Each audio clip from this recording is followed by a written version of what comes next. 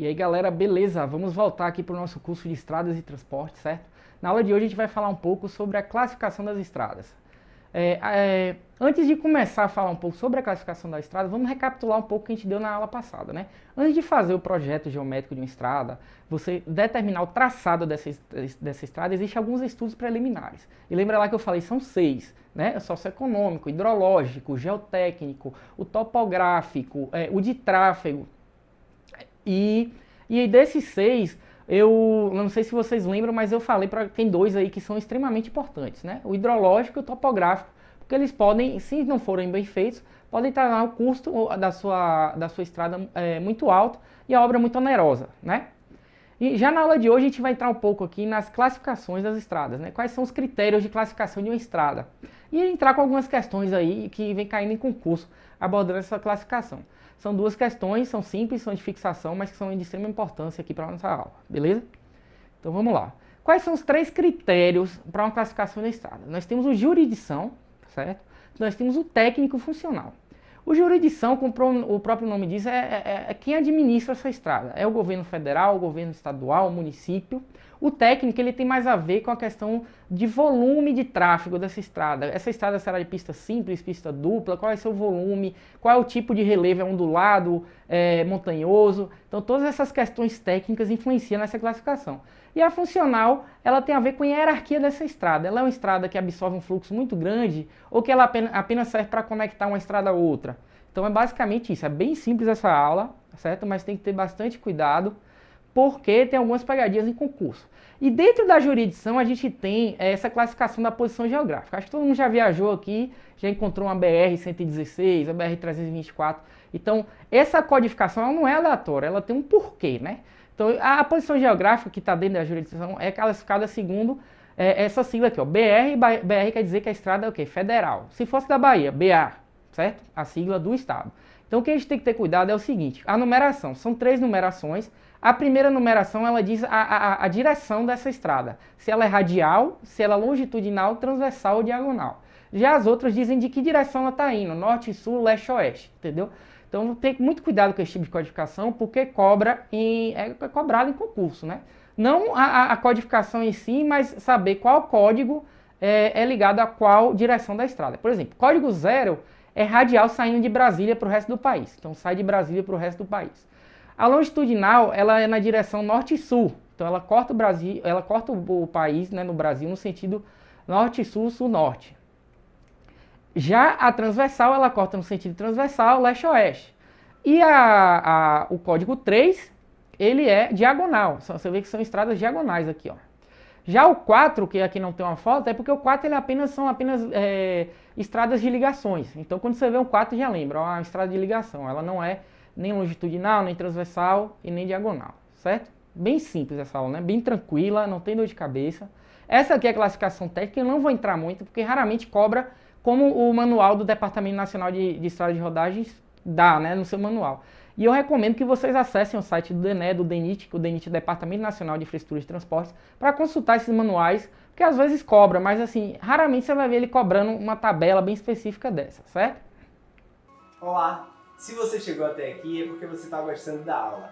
Então, que tal um super desconto exclusivo para você aproveitar o curso completo? Copie o cupom de desconto que está aparecendo na sua tela e utilize-o no ato da compra. O link do produto está na descrição do vídeo. Até mais! Eu trouxe uma questão aqui da FCC, cuidado com essa banca, mas essa é bem simples, é uma questão bem direta, não tem muito erro. E ele fala aqui, ó. O DENIT, né, o Departamento Nacional de Infraestrutura e Transportes, define a nomenclatura das rodovias pela sigla BR. Como eu falei, se é BR, ela é federal. O que significa que a rodovia é federal, seguida por 3 algarismos. O primeiro algarismo indica a categoria da rodovia, de acordo com as definições estabelecidas no Plano Nacional de Viação. Então a categoria não seja a sua posição geográfica, se é longitudinal, transversal, diagonal, certo? E o primeiro algarismo indica, os 2 outros algarismos definem a posição a partir da orientação geral da rodovia, relativamente à capital federal e aos limites do país, norte, sul, leste, oeste. É isso que eu falei, os 2 últimos números dizem qual é a direção, norte, sul, leste, oeste. As rodovias BR-381 e BR-153 podem ser classificadas segundo a nomenclatura do DENIT, respectivamente, como rodovias rurais. Então vamos lembrar lá, vamos voltar um pouquinho aqui para a gente fixar, ó. Código 1, longitudinal. É uma estrada que corta o país norte-sul. Código 3 é o quê? Diagonal. Então qual seria a nossa alternativa aqui? Vamos lá. Nossa alternativa aqui seria a letra D. Diagonal, porque começou com 381, 3 é a diagonal, e a 153 começou com o número 1, que é a longitudinal, certo? A terceira e última classificação, eu falo que é a mais simples, a mais fácil, mas assim, ela tem mais a ver com a questão do tráfego e sinalização, certo? Como é que funciona o tráfego dentro de uma via. A gente pode ver aqui, ó, que a arterial, ela é muito semaforizada, tem sinais, tem faixas de pedestre, certo? Então ela foi feita para receber um fluxo grande de veículos. Então por isso que ela chama arterial, para lembrar uma artéria mesmo, é um fluxo muito grande de veículos. A coletora, ela tem uma sinalização, como você pode ver que é uma sinalização vertical, desculpe, horizontal, mas não é tão sinalizada quanto a arterial, né? E a via local piorou, até o nome já diz, via local, que não exige tanta semaforização, tanta sinalização, e ela é para ligar locais a cidades, a bairros, então a via local. E a coletora, como diz, é coletar esse fluxo de tráfego até a arterial, certo? Como é que cobra isso em concurso? Ó, FCC de novo, cargo de analista judiciário e engenharia civil. Vias caracterizadas por interseção em nível não semaforizado, ou seja, não há semáforos e sinalizações, destinadas apenas ao acesso às propriedades lindeiras ou áreas restritas. Lembra que eu falei que tem um lá que conecta aos bairros, a municípios pequenos, então ela não tem uma hierarquia tão grande. São classificadas como vias locais, né? Locais porque elas não têm sinalização. Então essa aqui é muito fácil do FCC, apesar de ser FCC bastante fácil. Vamos para uma mais elaborada aqui. De acordo com o Manual do Projeto Geométrico de Travessias Urbanas do DENIT, a classificação funcional das vias urbanas é estabelecida de acordo com a mobilidade e acessibilidade. Então, mobilidade está relacionada com o quê? Com vias arteriais de grande fluxo. Já a acessibilidade são acessibilidade local. Lembrar, acessibilidade local, vias locais, mobilidade e vias arteriais. E a coletora seria o intermediário entre elas. Esse manual apresenta um método de classificação que separa as vias urbanas em 4 sistemas básicos. Entre esses sistemas, o que tem a função principal de conectar vias locais com vias arteriais é o sistema. Bom, eu digo que essa questão é muito fácil, porque ela já colocou, são 3 classificações. Então ela já colocou local, já colocou arterial, então só falta um, que é a coletora, né? E aqui letra D. Essa aqui muito fácil, muito simples.